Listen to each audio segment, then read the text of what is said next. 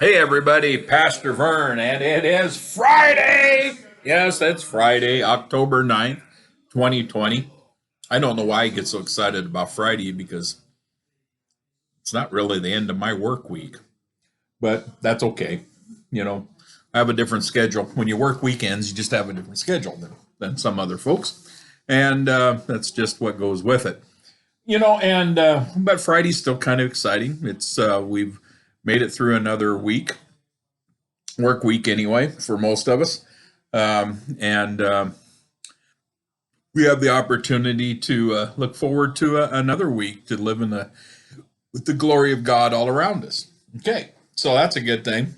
We started out yesterday talking about the Ten Commandments and talk a little bit of the background of the Ten Commandments as Moses presented them to the people of Israel when they were out kind of not doing what they were supposed to be doing, kind of cutting loose a little more than they should.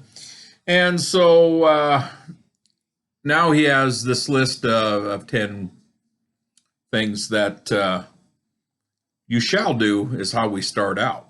It really starts kind of positive, doesn't it? You shall, even though it says you shall not have, but you shall, because what it's really telling us to do is that we will have one God. It says from the Exodus 20, it says, I am the Lord your God who brought you out of the land of Egypt, out of the house of slavery. You shall have no other God before me.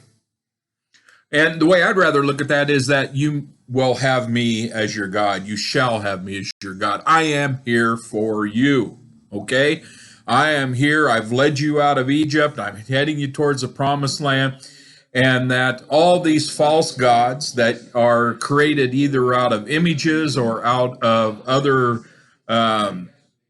lines of thought are not going to lead you out of Egypt, are not going to bring you to the promised land, because I am a true and living God. I am the God of your ancestors. I am the God who has been active in the life of my people from the time I created you. It's a whole different kind of concept if you read it in a liberating fashion.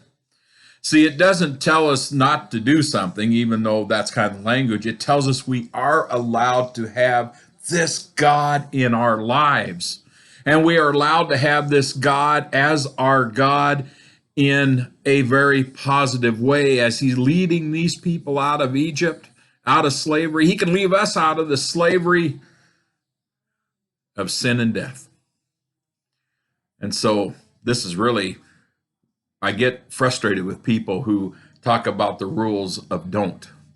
These are rules that liberate us because we no longer have to worry about those things. And in that ancient time that these words are being spoken, there's lots of different gods around that have been manufactured by people. Part of it to explain how the world works. Part of it is so that because they felt that there had to be something bigger than them.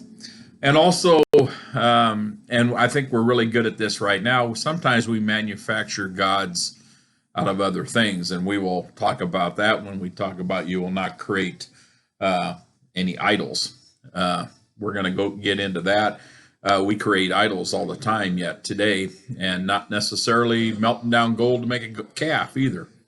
So let's look at these things as not as restrictions, but as liberations, as the opportunity to know our God in a very personal way. That's the thing that's different about our God when he says, you'll have no God before me. Because how can we have a God before him if these gods are not personable, if they're not living, if they are some kind of image or some kind of thought? God is active in our lives, and whether we allow him the recognition or not, God is active in our lives. He gives us the opportunity to live abundant lives. And so when he tells us to have no God before him, it means that he is ready to take care of us in a very positive and uplifting way. All right. Well, we're going to get into more of this next week. Hope you all have a good weekend. I hope that you remain positive, even in these difficult times. Watch out for yourselves and watch out for others the best you can. Stay safe. See you later.